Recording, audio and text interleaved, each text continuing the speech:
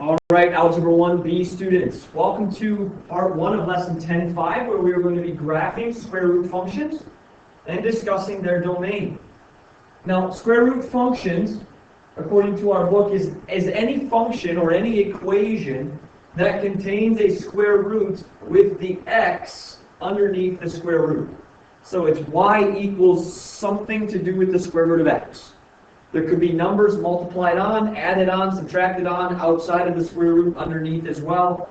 A lot of different ways these can look. But this is our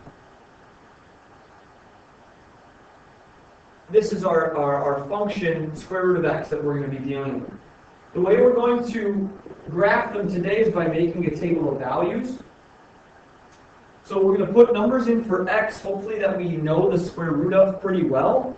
Remember our perfect square numbers: 1, 4, 9, 16, 25, 36, 49, 64, 81, and 100, and so on like that. If you were to graph those points in the equation, just y equals square root of x, the regular one, the square root of 0, if you put 0 in here, is 0, so that's our first point. The square root of 1 is 1, the square root of 4 is 2, the square root of 9 is 3, and so on and so on. 16 goes with 4. So as you can see, this function flattens out as it goes further and further off in the x direction. It's always rising, it's always getting higher, but it's getting higher at a slower and slower rate. So it starts out quickly by 0, and then flattens out as it goes on. The other thing I would like you to notice about this particular graph is that it only goes in the positive x direction. And that's because we are only allowed to find the square root of a positive number. So we cannot put anything negative under the square root symbol, which means in this particular case, we cannot put anything in there that is a negative number, so no negative x values going this way. None of them will work in that equation. So you will see problems in your practice problem set that ask you to find the domain of a square root function. And what that means is find the x values that you can put into the equation and not get an error. Okay, so it's all about what is underneath the square root. This term here, radicand, means what is underneath the square root symbol. And all of that stuff put together, when you get all said and done with that, you cannot have a negative number because we can't square root a negative number. So when you're asked to find the domain of a function, for example here, 2 times the square root of 3x minus 9, the first thing you want to do is identify what is underneath the square root symbol, which in this case is 3x minus 9.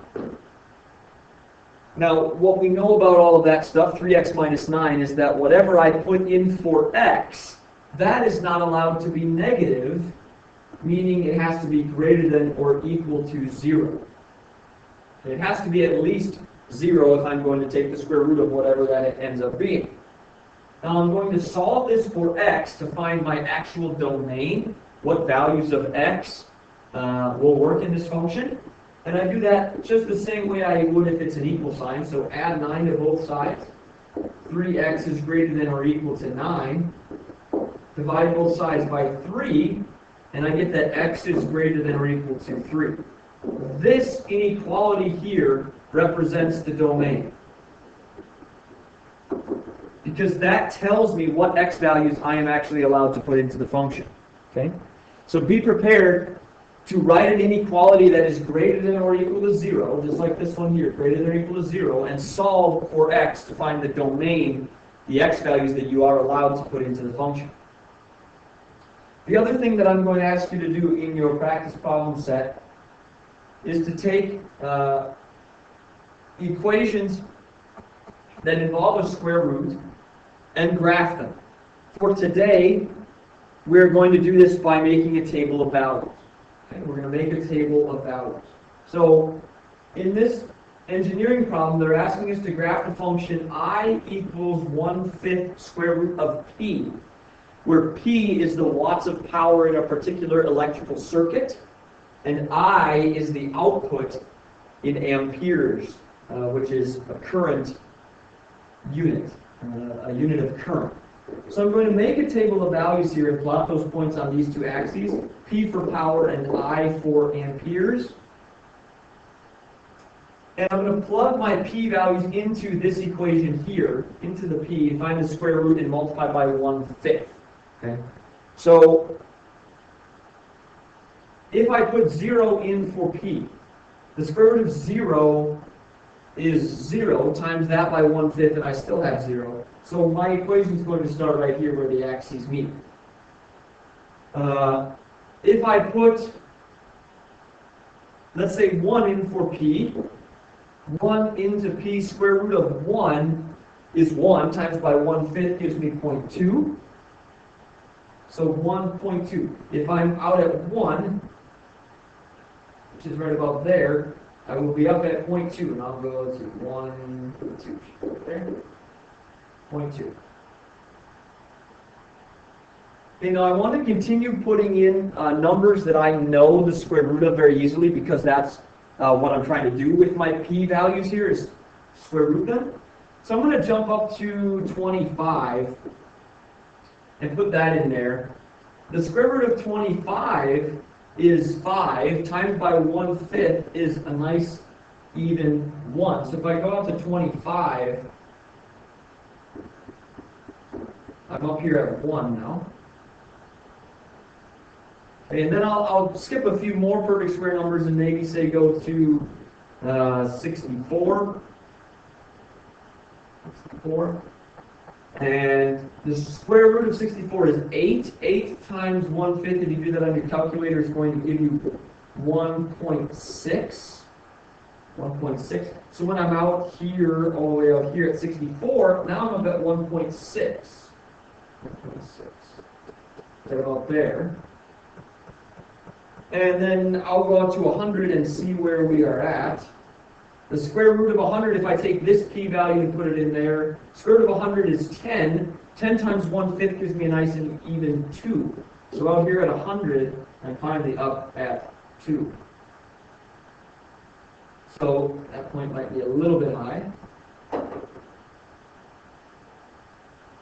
So my square root function that I just graphed looks something like this. And that's how all of them should look. They should be curved, and they should be leveling out eventually as you continue to go from left to right. So the first thing that this problem asked me to do was graph the function, and I did that using a table of values. Now the second thing that it asks me to do is say when the current will exceed 2 amperes. Well, I just got 2 amperes right here by putting in 100 watts of power. So I would answer that second question there by writing something like this. More than 100 watts means more than 2 amperes. Okay, so I'm just asking you to make a table of values, graph the function, and then probably tell me something about when does that graph or that function reach a certain y value. So I'd like you to try that second part with this same function. When does the current here exceed 1.5 amperes? Now 1.5 is actually lower than what we already dealt with. So according to our table from the previous problem, it's going to be somewhere between 25 and 64. So I would like you to make a table of values. Again, P and I, power and current. Started at 25, and you should not have to go up to 64. Because 64 is 1.6, that's too much, 25 is at 1. Try some numbers in between there. It's possible that you will have to use numbers that are not perfect square numbers to figure this out. But start with your perfect square numbers. So take a few minutes, pause the video, and try to find the wattage of power to the whole number of watts of power, where our current exceeds 1.5 amperes.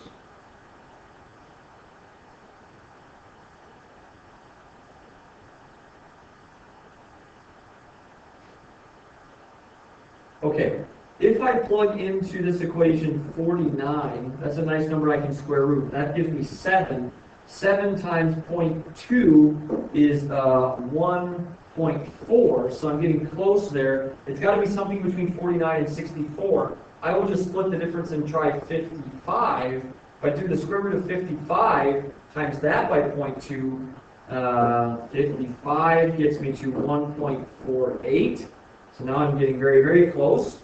Let's try 57. Square root of 57 times that by 0.2. And I'm now at 57 in the P, 1.5099. Okay. So I can say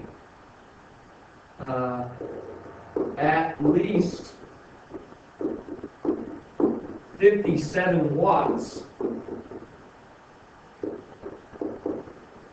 gives more than 1.5 amperes. Okay, answering the question very similarly to how I did before. And I found that by going right here. I just kept trying numbers, narrowing down my range until I got to a number where I am now for the first time over 1.5 amperes. If you have questions about plugging values in, making a table, graphing a square root function, please make a note to ask me in class tomorrow. Otherwise, that's all I have for you. Have a wonderful night.